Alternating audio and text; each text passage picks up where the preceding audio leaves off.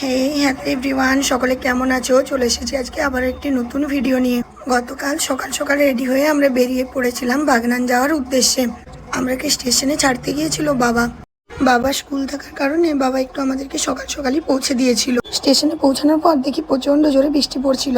আমাদের ট্রেনটা কিন্তু বেশ খানিকক্ষণ লেট ছিল, তাই অপেক্ষা করা ছাড়া আর কোনো উপায় ছিল না। প্রায় 40 মিনিট পর আমাদের ট্রেনটা এসেছিল। ট্রেনে চেপে সবার সাথে গল্প করতে করতে পৌঁছে গেলাম বাগনান স্টেশনে নেমে আমাদের যেখানে কাজ ছিল আমরা ওখানেই পৌঁছে গিয়েছিলাম। কাজ খুব তাড়াতাড়ি কমপ্লিট হয় আমি আর দিদি মিলে ঠিক করলাম যে আমরা ওখান থেকে বড়বাজার যাব। তারপর দুজন মিলে অনেক কাণ্ড করে পৌঁছালাম হাওড়া থেকে গঙ্গার ঠান্ডা হাওয়া খেতে খেতে পৌঁছালাম ওই পারে।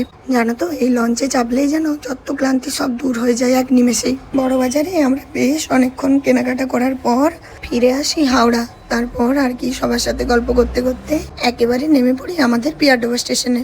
চলো আজকের ভিডিওটা এখানেই শেষ করছি। সকলে ভালো থাকবে, সুস্থ থাকবে, সবাইকে টাটা।